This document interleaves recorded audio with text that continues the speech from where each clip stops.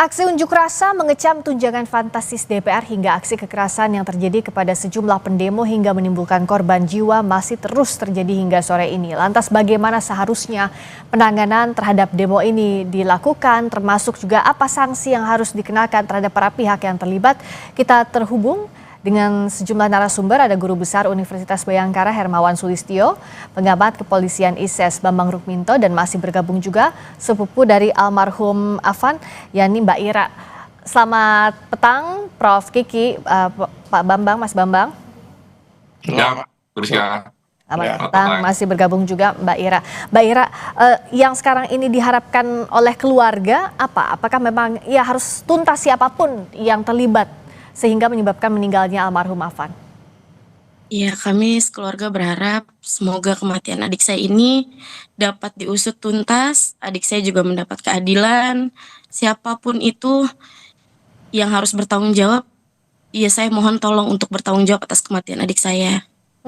Nah, Prof. Kiki, agar tadi harapan dari keluarga bisa terwujud, tadi sudah diumumkan ada 7 anggota BRIMOB yang dipatsuskan, tapi tentu ini tidak cukup karena kan ada nyawa yang hilang, artinya harus diusut juga secara pidana, Prof. Kiki. Nah, kan 7 orang. 7 orang itu kalau hukum di Indonesia kan sangat individual, tidak bisa kita menghukum kelompok. Jadi nanti diselidiki yang nyetir itu siapa, yang memberi komando siapa, yang pegang alat ini, alat itu, dan sebagainya. Derajat atau yang ngompori siapa, atau yang ambil keputusan siapa. Karena ada suara tabrak aja gitu. Nah, itu derajat dosanya beda-beda. Ya. Nah, untuk itu harus ada tim independen, tim terbuka. Sangat mudah sebetulnya karena banyak CCTV, kecuali tentunya yang di dalam rantisnya. Yang di dalam rantisnya saya tidak tahu apakah ada CCTV, tapi ada beberapa video yang sangat jelas ngelihatnya, detik-detiknya itu dari perspektif dari luar gitu ya. Nah, tim independen itu disetujui kemarin sudah pimpinan Polri kan akan membentuk tim independen, tim pencari fakta independen.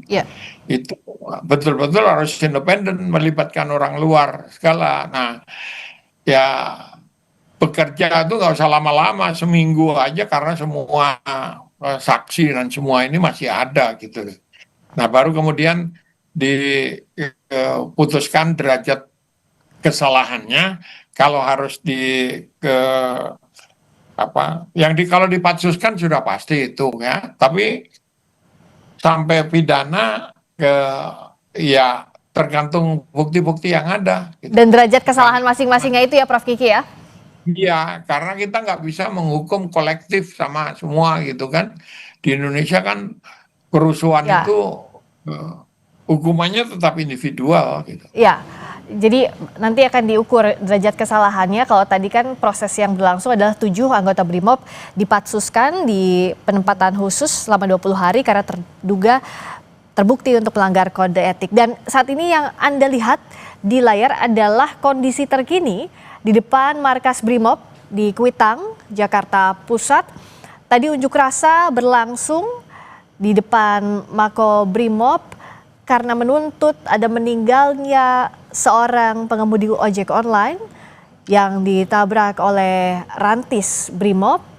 Para pengunjuk rasa terdiri dari berbagai elemen masyarakat meminta penegakan hukumnya berlangsung transparan dan dilakukan seadil-adilnya, sanksi hukum sesuai dengan kesalahan yang dilakukan.